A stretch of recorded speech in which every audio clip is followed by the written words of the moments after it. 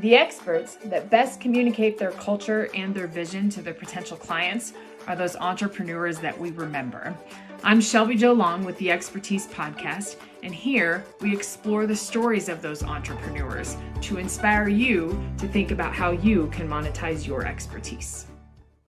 Hi, everyone. Welcome to the podcast today, the Genius Entrepreneur Podcast, where I talk to individuals that have created businesses out of their own genius and their own expertise to help inspire you to think about your business differently. Today, I'm Shelby Jo Long. I am CEO of Business Dynamics, and I am also the Senior Vice President of the Strategic Advisor Board. And I'm excited to have this interview today with Maria Mays. Maria Mays is the founder of this program called Take 5. And Take 5 has many ways that we can all manage our anxiety. I think it's a very appropriate interview to have at this time as we're all in Zoom. We're all having this stress of getting back to work and engaging with people in a different way. And I think it's just her method is really amazing. So I'm excited to hear more about it and hear about her background. So Maria, welcome to the interview. Thank you. Thank you for having me, Shelby. And thank you to your listeners for giving us this time. So I really appreciate it. Yeah, I think wherever you're listening to this podcast, this is a podcast that, and your service and what you focus on is something that we can all be aware of, and maybe we don't think about it as much as we can. So I'm excited to hear about the background of this a little bit. Can you just give me the overview of the background and the business and how it developed before we dig a little bit deeper? I'd love to. Thank you, Shelby. So my journey towards taking my power back from my anxiety has been a long one. Really started in symptoms in early childhood, even though I didn't realize that till much later on in life, of course. But I was in the technology industry, the software industry for the majority of my career. And probably had a story similar to most of your listeners where, you go to school, you get good grades, you get into college, you get good grades, you keep your credit score high, you get a house, you get a career, you do all this stuff. And you find yourself at some point being caught up in the hamster wheel of productivity, and possibly start to experience some health effects. So I had some, long-term things that I was managing through trying to find natural means to do so. So the first, when I found out I had anxiety or got the generalized anxiety disorder diagnosis, I was in my early 30s. I was diagnosed, but I did not have acceptance quite yet, right? This guy's off his rocker. What is he talking about? And at the time I was working with a neurologist, and we were looking at anxiety being a potential trigger to what was initially diagnosed as a seizure disorder when I was a couple years old, so 2 years old, and then later on re-diagnosed as a nervous system dysfunction. And so once I found out, okay, this is what my trigger is, or once we identified, and it kind of is and kind of isn't. So that's just more growth that came down later on, more information, more knowledge, then more answers, right, to our questions in terms of health issues. But as I once I found out about that anxiety, of course, they put me on some pharmaceuticals initially. And then I started to search out alternative methods, just because the side effects for me, since I've been on and off seizure meds my whole life too, there were always more, the side effects outweighed the benefit for me in everything that I took. So I really wanted to try to find a way to manage it naturally. So I started seeking out different options, and I started with a breathing exercise that was made popular by Dr. Andrew Weil, which is, or made mainstream by him, I should say, which is a 4-7-8 breath. So it's just one example of a rescue breath, for example, that I use. And that started kind of once I found some power in that and saw how it was able to help me with not only my nervous system function, but also my anxiety, then I started to delve more into it. But I was still so caught up in the rat race that I wasn't ready to fully transition to something like that. So my journey to Take 5 is a little slower in that I was still going a million miles an hour. And I found myself, as I think a lot of people do, especially now, in this sandwich, right? Where I was caring for children that were young. I was traveling a lot, really, pushing forward, advancing in my career. And then I was taking care of aging parents and helping as a caretaker. And so I continued to push until my body said, no, you're hitting a wall. And so with that, I had a bit of a, well, the world would call it a nervous breakdown. I'm going to call it maybe a breakthrough, in that it stopped me in my tracks. And when I started my journey back to myself, I couldn't fathom taking, an hour to myself, because I'd been so ingrained in taking care of others and not taking care of myself. It was so foreign to me that I had to start small. So I started by taking 5 breaths. And then I started by taking, okay, 5 minutes. I can do 5 minutes. And then from there it grew. So that was back, oh gosh, almost a decade ago. Since then, I got my yoga teacher certification in 2018, and I co-founded a wellness center in the Central Valley of California, here where I live, and still was powering through, though, doing that as my kind of side hustle to help pay it forward, to pay that healing forward and share it with others, but also still in that comfortable safety of having the known, right? And I think one thing specifically, like with your listeners, with the, this entrepreneurial journey here, it can be a challenge to step out of that safety, because, what the world tells you, what the conditioning tells you, is that safety is so important, right? It's too risky to step out. And so that's what I told myself for quite some time. And then an opportunity to really look that in the face was at the beginning of the pandemic. The company I'd worked for most recently in the software world was decided to basically close their American operations. And so I had to lay off my team, and then I was laid off. And so I was at a crossroads. Well, I can go back into the rat race here, or I can take this opportunity to pivot and to really step into my dharma, or pursue my passion work, which is really helping others take their power back from anxiety. And so with that, even stepping into it was a bit of a slow process for me. I decided I couldn't fully step into it until I did more work myself. And so I went on a 14-month journey of education and deep self-work.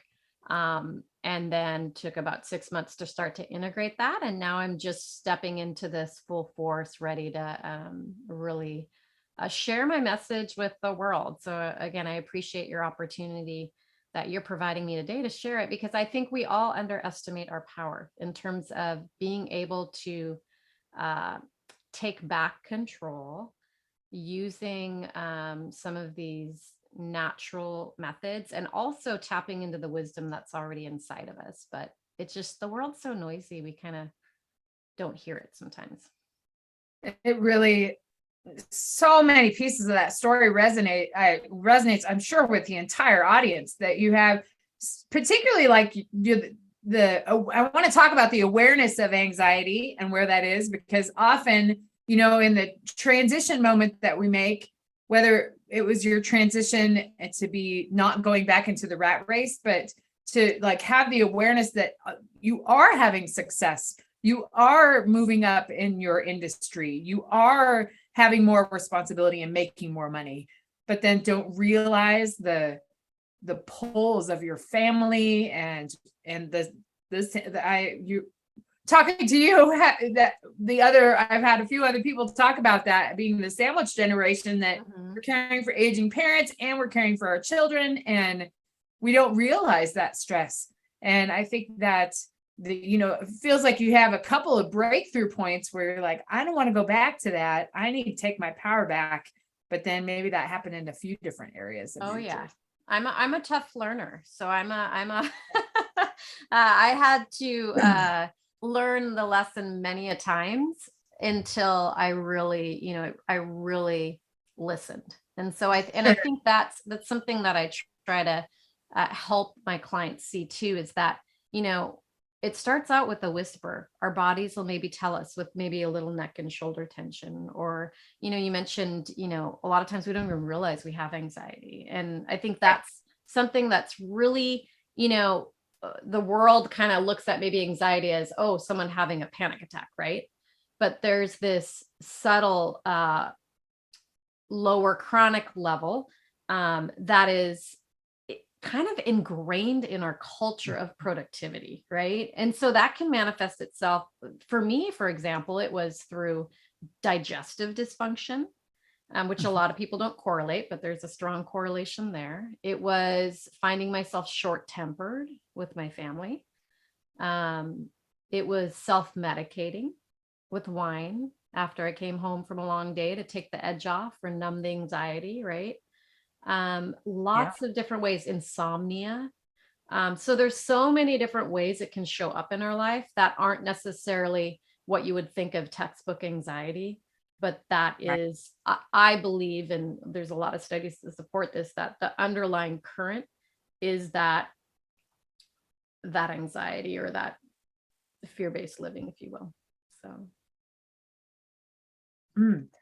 Absolutely. I think there's, again, not discuss. So when, tell us about the point where you realized that anxiety was, excuse me. No worries. Excuse me. At the base of your tension that you were feeling in your body. So, you know, when I originally was told by the doctor at the time that I had the diagnosis, like I said, I was in disbelief. And then it took me probably a few years, I don't want to say a few years, maybe at least 6 months to a year to really accept that. And I truly didn't, at that point, I could identify some of the sensations in the body, but I wasn't correlating these other ancillary resulting symptoms that I just mentioned. And that was over kind of a slow progression. And so what really led me into that self-awareness was a practice of yoga and then also meditation, with the latter being even more of a, so meditation for me has been the single most powerful way for me to really take the reins back on anxiety, in that it can set myself up for a baseline if I start my day with it, right? And it can also help me become so self-aware that I catch myself when I'm starting to go back to old habits and patterns, like the habit of worry, right? So what I found is the more I got consistent with my meditation practice and with my lifestyle in general, in terms of nutrition, in terms of sleep hygiene, all the different things that it's just not one thing, right? But it's a variety of things, but one kind of all grounded and rooted in meditation being the key, and breath work. So and that's the type of meditation I teach, is a combination of mantra based and meditation. And so what I found was, so it was a slow revelation, I guess, to answer your question, but there were some specific pivotal moments in that, you know, with the diagnosis, with seeing, you know, understanding how I could then adjust it and seeing it in my body. And the interesting thing is, I was using these techniques for I would say almost a decade, to manage what I thought was anxiety triggering a seizure, but it ended up being a nervous system dysfunction that has very similar sensations as anxiety. And until there was some testing that definitively said, no, this is anxiety versus this is the nervous system dysfunction, a lot of them go hand in hand, right? So for my example, that's why my anxiety started so young, in that, you know, in my early childhood, I never knew when I was going to lose consciousness and hit the floor and maybe convulse in front of the kids on the playground, right? So never That's knowing so when I was, great. yeah, so never knowing when I was going to hit the floor created this level of being caught in the sympathetic nervous system on high alert. When it's going to happen, I've got to protect myself, and I've got to, be worried about the future because I don't know if I'm going to hit the floor or not. And so that of course then manifested differently as I aged and became, a career woman and a mother and, a caretaker and all those roles. And so I would just say, to kind of wrap that up in a little bow, that the more self-aware we can become, to be able to listen and actually have a dialogue between our body and our mind, right? Versus just having a constant monologue one way or the other, then that's when you can really start to take your power back. I'm hoping that you can help me take the power back from this cough that I have. Pardon me. But I wanted to talk about that whole self-awareness and discovering how these different stresses and anxiety are impacting your physical being and your life and your multitasking and all of those things that are happening. It affects just about everything. It's so important to have an outside person, a coach, if you will, to help you discover those things. So can you talk a little bit about your coaching program? It sounds like it's a combination of quite a few different things. Yeah. So I'm a well-being coach, as well as a teacher of meditation, yoga, Ayurveda, and mindful wine tasting, or mindful tasting or consumption of any food or drink. But I can't wait until that comes more virtual. Yeah. We're working on a program right now where it is going to be virtual led. So that's exciting. But so with Take 5, my intention is really to meet you wherever you're at on your journey. And so if you are in a space where, let's say, like I was, at one point where I couldn't fathom taking more time for myself than just 5 minutes, then you can start with Take 5. So I have a video subscription service where I have small businesses that have team plans, and then I have individuals that subscribe, where it's a 5-minute stretch and breath breaks designed to release physical tension in the body, which for a lot of us, especially if we're like this on the keyboard all day, is the neck, the shoulders, the back of the skull, the low back as well, to release tension there through gentle stretches and breathing exercises, so that we can become more focused and productive and less tense. And so that's designed to just be done during the workday at your desk in your work clothes. You don't have to go get a yoga mat and, do downward dog or any of that stuff. So that's kind of an entry point. And then for those who want a little bit more, there's classes that I have early in the morning for those looking to start their day by setting themselves up for success, releasing stagnant energy, and stepping in with real focus in the beginning of the day. And then I also have the coaching aspect. And so if you are at a point where maybe you're ready to make more of a transition in some facet, let's say, whether it be career or relationship or health, at that point, you're ready to take a few more steps forward, right? You're ready to spend more than 5 minutes, but I incorporate all those other, the classes and the breathing and everything in my coaching. So my coaching clients, really what I've found is, as an outcome, there's a few key things that are always the result. One is self-awareness, because that's a skill and it's not something they teach in school. God knows, Absolutely. I wish they would. I wish they would, because I think this generation coming up in particular could really benefit from it.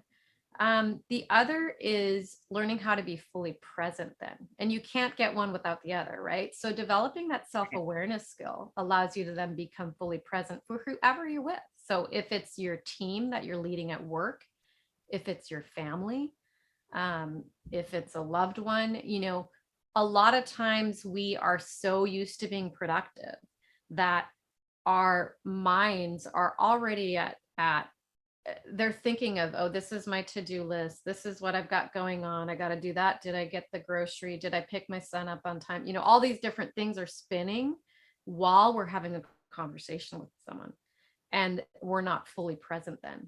And the gift that you can give to your team at work, your colleagues, your family, it's just, I believe that being fully present is the best gift you can give another human, by fully being there to, receive what they're saying and be of support, right? So that's one piece. And then so self-awareness and presence, and also self-compassion. So in fact, I was just writing about this yesterday in a blog post. The compassion, self-compassion practices, we don't think about them necessarily that much unless you're doing it on the daily like I am. But there's, with the negativity bias that we're wired with as humans, it's second nature. I mean, just to stop and think, take one day where you just kind of track all the negative thought loops, like what comes up in the mind, just keeping an eye on those, right? And just making like a tally of them at the end of the day. Be blown away by how many you've got, right? But it's how we're wired. But the thing is, we can rewire. And so that's another outcome that I see is to cultivate that self-compassion muscle, because just like working our biceps, we've got to work that like a muscle. So with those three kind of key outcomes, what I'm seeing in my clients, they can then make the transformation that they want to make. So even though they don't come in saying, I want to be more present, I want to be, more self-compassionate, and I want to be more self-aware, those are kind of the spheres, right, of where we do the work.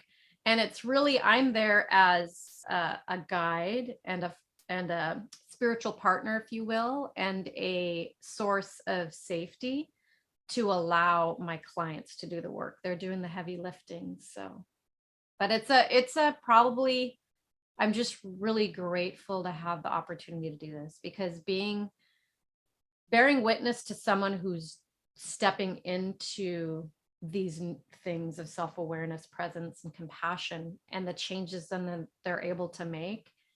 And probably more beautiful than that is what the people in their sphere of influence see and what they comment. Sure. That's when it's just a beautiful thing to be a part of. And so I feel really privileged and honored to have that opportunity to see people do such amazing work. And I'm just kind of there as a guide. So those are the main components. And then I also have an online course that's coming out here in October.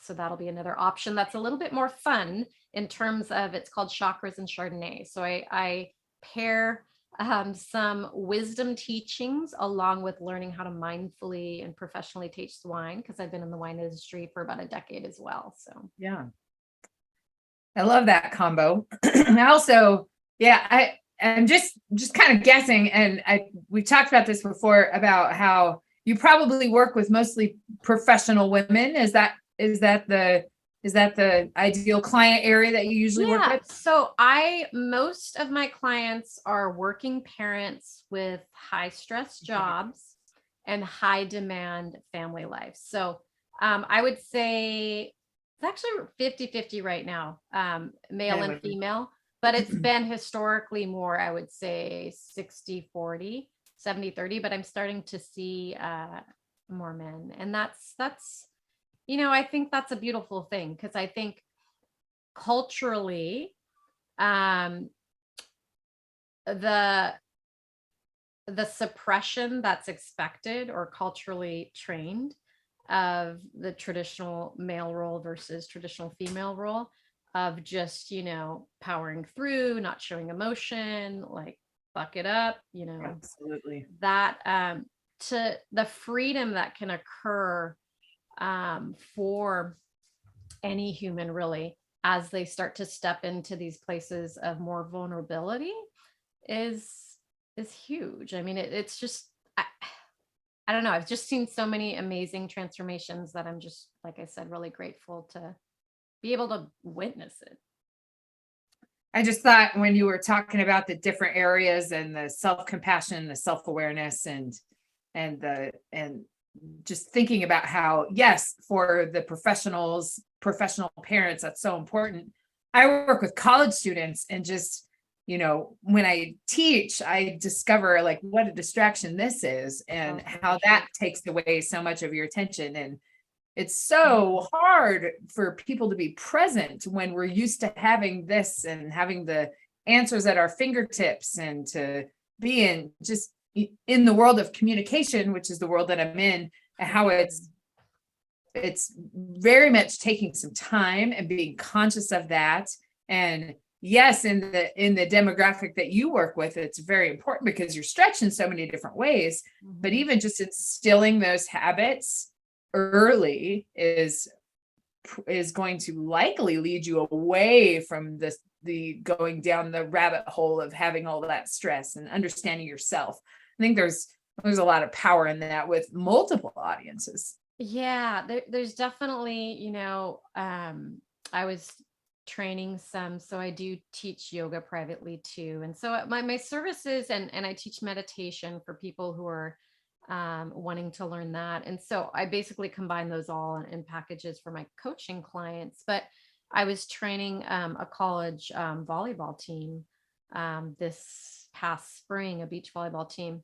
And I had asked the coach, well, as we were trying to figure out if this was a fit, I said, everything I do is kind of grounded in anxiety management. So do you ever see pieces of that in the team? And her response was, oh gosh, it's the change that's occurred over the last few years with that. It's a very common thing that they're managing at a collegiate level for sure. And so I agree. I mean, I think this is something that could start in elementary, and then be ingrained there, because, and it's something that the way I am right now reaching the children is through the parents, right? And so if we can model stepping away from this, if we can model taking time out to just be still and to have no distractions, if we can model giving them our full presence to really allow them to be heard, even if we don't like what we're hearing, because I got 2 teens, I know how that, Yeah. that works. That modeling is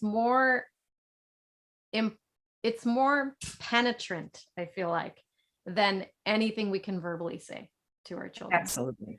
And I am working on a project geared at teens to help with this, specifically to help step away from the phone as well by having something tangible. So it's a blessing and a curse, all the technology, right? And so I think that's why, with the reminders that go out to my Take 5 members 5 days a week on the weekday, it'll be just through different times in the day, just pop in your inbox and say, hey, how long have you been sitting there? How's your neck feeling? So we just get in a position where we're just working. And if we look at, I'll just show you this, for example, since we're on video here. If you look at how I'm holding my phone right now, this is probably about a 45-degree tilt of the head. This is how we're not like this, right? When we're on our phones, very rarely. And right. So, we're never like that. So that adds, at this point, when my shoulders and neck are in a neutral position and my head is upright, the skull weighs about 10 pounds, like the size of a bowling ball. And then it adds weight for every degree you come forward. So what happens is when you're at about a 45-degree angle, you've got the weight of about 5 bowling balls now pulling at those little tiny neck muscles, and our bodies are not designed for that. So if we can step away to consciously say, okay, I need to do some stretching, I need to ground. And even if you don't think you need to do that, if you get a little reminder to do that, it can be really helpful in terms of the overall physical feeling at the end of the day after a long day at the desk. So absolutely. Well, I think you have a treat for our listeners. You're going to walk us through a Take 5.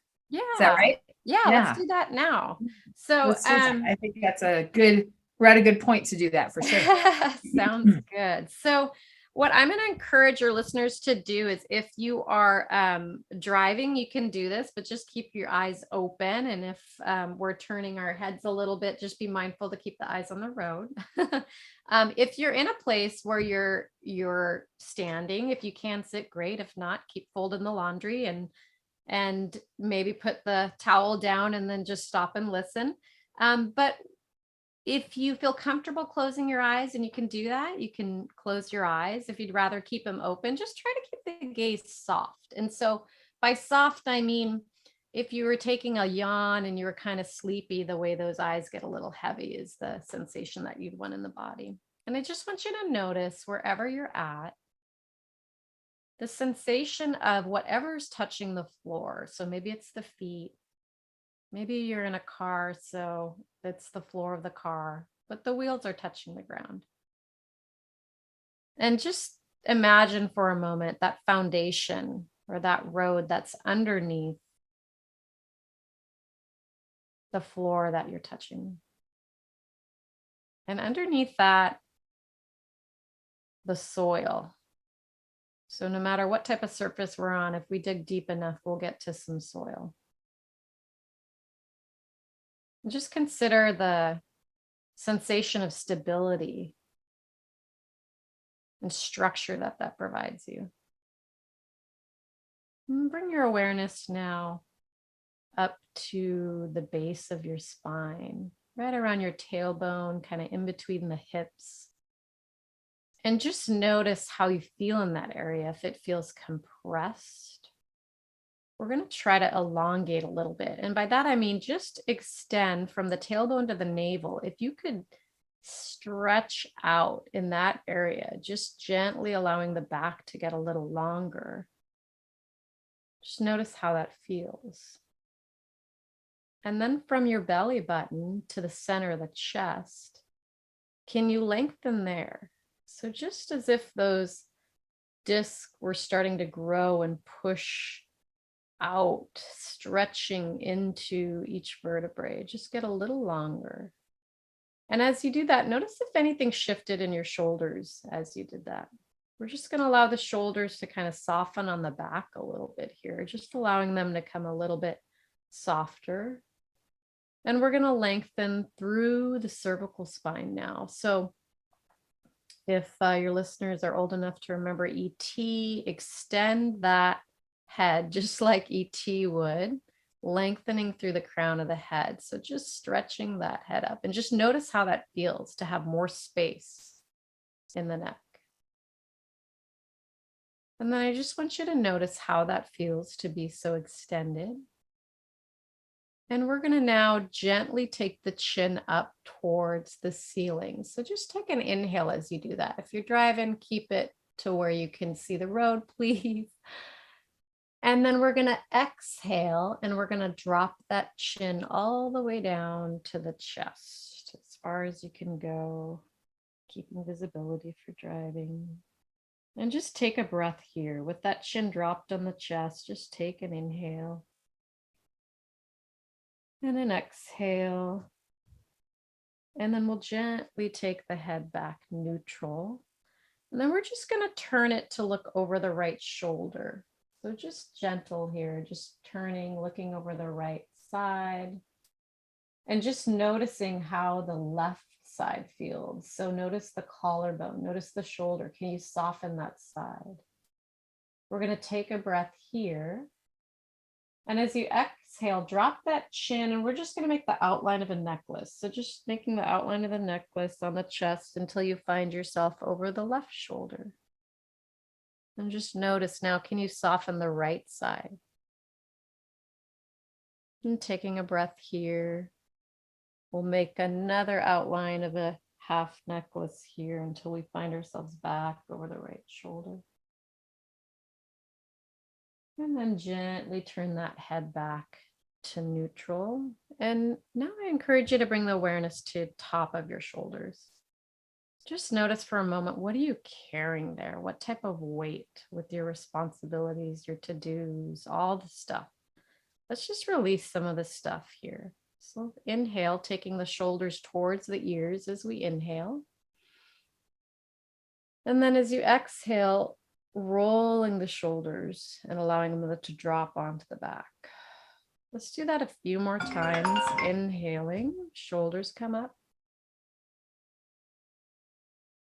Exhaling, just allowing whatever weight you're carrying there to release. And just one more time like that. Shoulders come up as you inhale, kind of like a turtle going in a shell.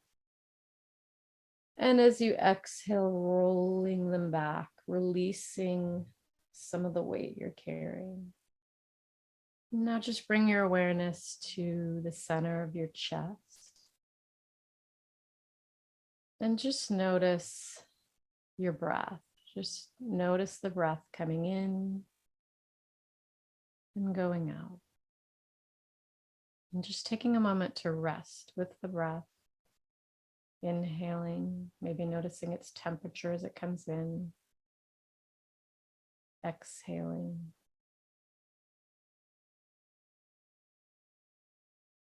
Just noticing how it feels in this moment.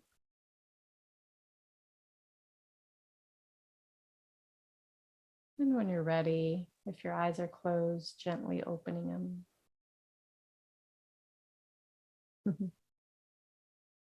So we just took 5 away from all the stuff. How does it feel?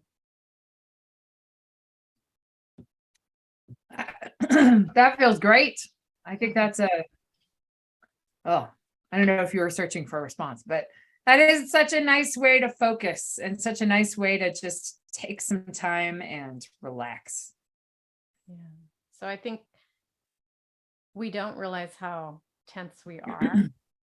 I know a lot of times I find myself, getting really focused on a project and not realizing, the tension that's occurring as a result. So I think just taking those little breaks and, I think the average American, when we're breaking, we're scrolling, right? And so it's just, and my apologies for my phone going off at the time. I thought I had that on silent, but we're so used to doing the scroll, and it's just like a mindless action, right? And it's fine. There's nothing wrong with that, but sometimes it's nice to put that aside and just reconnect with the body, noticing, because awareness is the first part, right? Just noticing how we're feeling in the body. So Absolutely. Oh, what a treat. That was really great to be able to do that. Thank you for walking all of our listeners through that. That's amazing. for sure. Maria, where can we find more about you? Can you give us your contact information, website, all that kind of stuff? Yes, thank you. Take 5. So it's TAKE, the word take, the number 5, .health is my website. So rather than .com as the domain, it's .health. And so there you can find all the different options available to you. You can subscribe to my newsletter. So I release one stretch and breath break, one take 5 a month. That's not behind the paywall. So that's what my subscribers will receive, one featured take 5 a month. And then also just share well-being tips and different ways and tools to take your power back from anxiety. On social media, I'm at Take 5 Health. So same thing, just no dot in between the 5 and the health. So I'd love to, have the opportunity for you guys to click on a video. There's one on the website as well. And just, think about, even if you don't have 5 minutes for a breath and stretch break, you have the ability to take 5 slower than normal, deeper than normal breath cycles. And that can change everything in the moment. So it just reminds me of one tip I always tell my public speaking class, that if you take a few deep breaths before you start, it will help you focus. It will slow your heart rate down. It will just bring you and center you. I think that's a great, just even if you could do that. Well, Maria, I'm excited to hear about all the options that you can provide to your clients, your new ideas that are coming out, your new programs. It seems like you have something that can fit in corporations, that can fit just with everybody. And I'm excited that we had the opportunity to experience that here today. And I'm really glad that you came on the interview to tell us more about your business. Yeah, well, I really appreciate, Shelby. It was fun getting to chat and to do a Take 5 with you, and appreciate the listeners for giving us this space. So thank you very much. Well, thank you again. And it's always great to hear from an expert, from a genius that has transformed their life passion into a business that can help others. So again, I appreciate you, and listeners, I look forward to the next time when we interview another genius entrepreneur that can help you move forward in their own genius. Talk to you next time. We hope you've enjoyed this episode of the Expertise Podcast, and hope you're inspired to think about how to further monetize the expertise and the processes that you have in your own business. See you next time.